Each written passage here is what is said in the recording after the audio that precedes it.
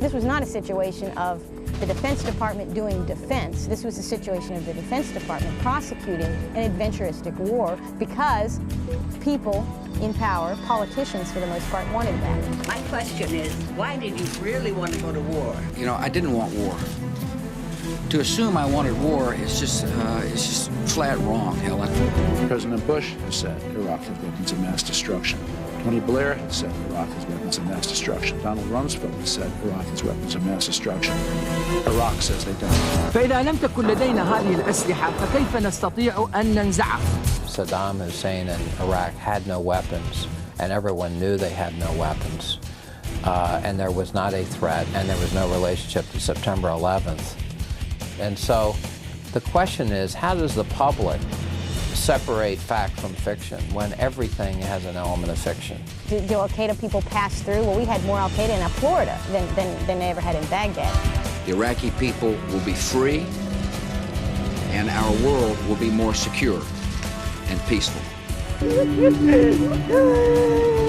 If we could dominate Iraq and its oil fields, and suddenly Saudi Arabia wouldn't be so important to us because we'd have Iraq now. The United States is perpetuating undemocratic regimes. And were it not for the support by the United States for these regimes, there might be more democratic systems in place in the Arab world. The Arab masses want democracy. The Arab regimes do not, and they are supported by the United States. أكبر مشكلة حقيقية هي أن نصف المصريين محرومين من التصويت، ونحن لا نفهم لماذا نمنع نصف المصريين من انتخاب رئيسهم. This is not Iraq versus the United States.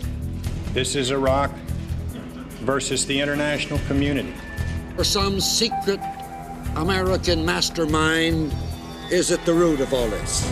It's playing the same old record with the same old results. The CIA. They see the bombs and missiles that have been used, stamped, made in America. They see the tanks that have been used, the F-15 and F-16 fighters that are used, the Apache helicopter gunships, the AC-130 gunships, made in America.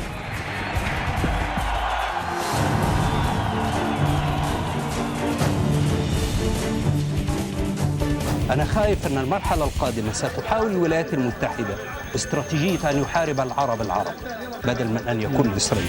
For many years, Iran was Israel's problem only.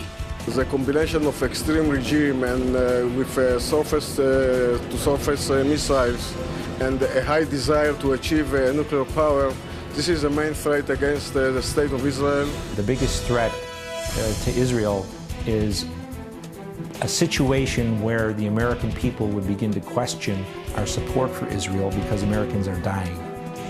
They're building a strong democracy that can handle these challenges, and that will be a model for the Middle East.